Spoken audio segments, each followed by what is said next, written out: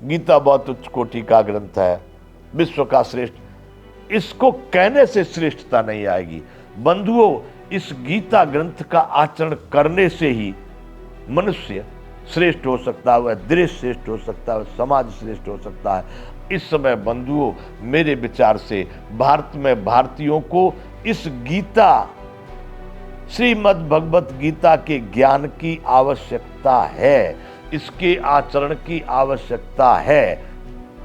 मेरा मानना है कि बंधुओं, मैं तो प्रयास कर रहा हूं अपने स्तर पर, आप सब लोग भी इस ज्ञान के विषय में जागरूक होइए, पढ़िए और पढ़ाइए, इसको समझिए। दूसरे लोगों को गाली देने से कार्य नहीं बनेगा। अपने शक्ति, अपने सामर्थ्य, अपने क्रियान्वयन करने से, अपने सामर्थ्य को बढ़ाने से तभी हम विजयी हो सकेंगे और हम इस भारत भूमि की, भरतखंड की, भारत की रक्षा सुरक्षा व्यवस्था, उत्थान और कीर्ति को बढ़ाने में हम सफल हो सकेंगे।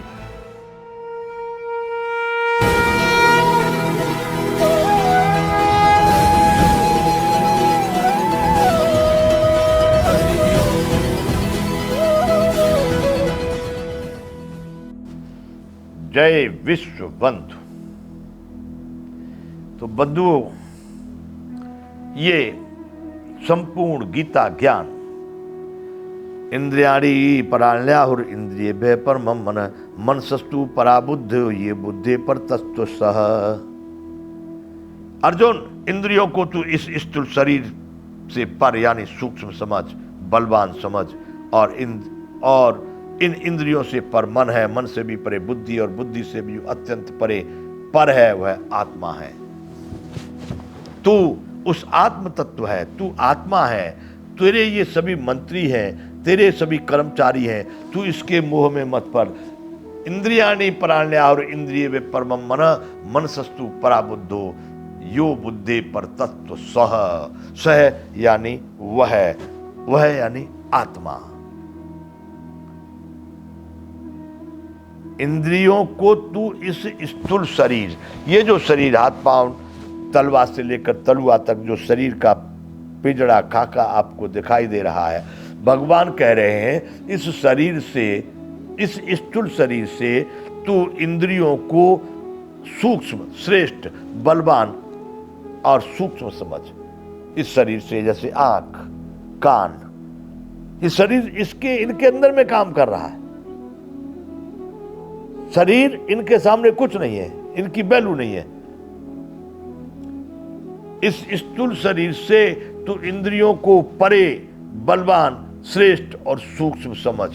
और इंद्रियों से परे, बलवान, सूक्ष्म और श्रेष्ठ है वह है मन। मन इंद्रियों से भी पर है, सूक्ष्म है, बलवान है, श्रेष्ठ है।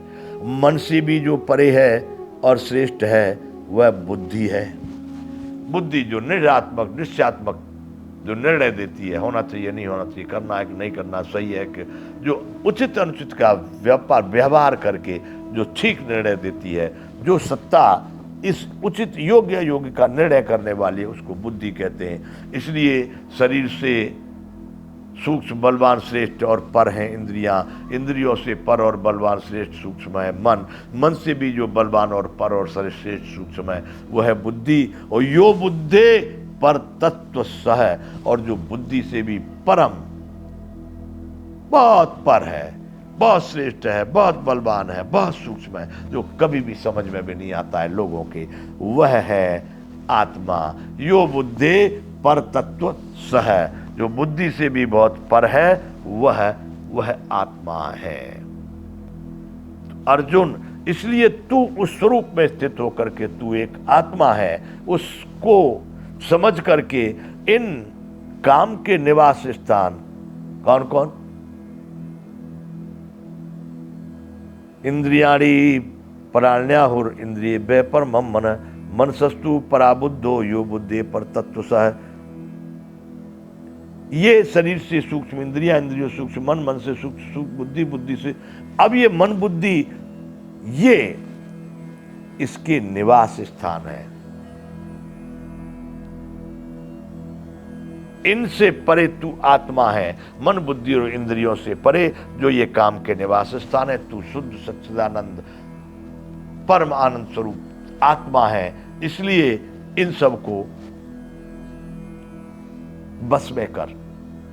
आगे भगवान कहते हैं इस कर्मयोग नामक तृतीय अध्याय का अंतिम श्लोक है, एवं बुद्धि परम बुद्ध्वा संस्तभ्यात संस्तभ्यात्मात्मना।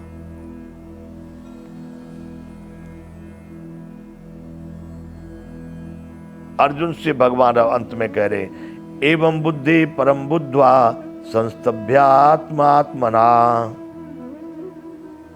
संस्तभ्यात्मानमात्मना आत्मानमात्मना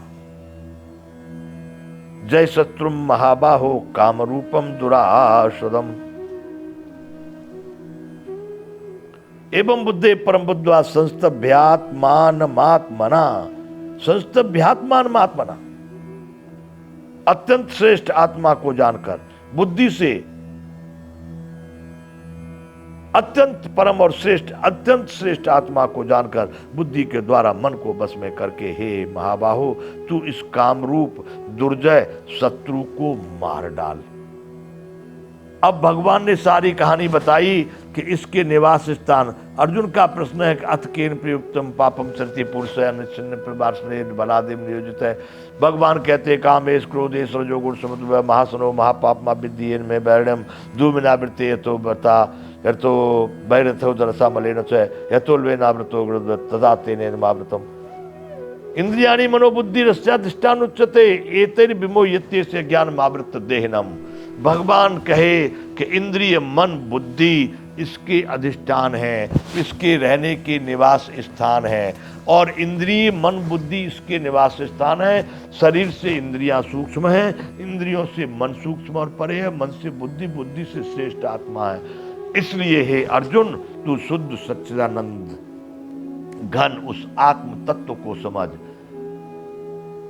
इस प्रकार बुद्धि से पर अर्थात सूक्ष्म बलवान और अत्यंत श्रेष्ठ आत्मा को जानकर, एवं बुद्धि परम बुद्ध्वा संस्तभ्यात्मानमात्मना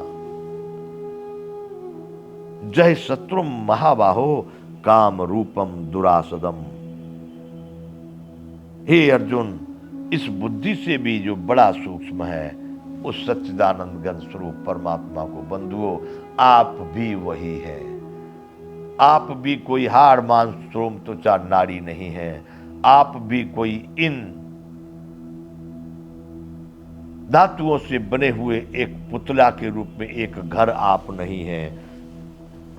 उस परमात्मा को समझने के लिए बंधुओं, ये बात आपको समझनी पड़ेगी कि आप शुद्ध सच्चिदानंद आत्म तत्व को समझिए, क्योंकि वही इसका स्वामी है। बुद्धि से भी बहुत परे और बलवान और सूक्ष्म है।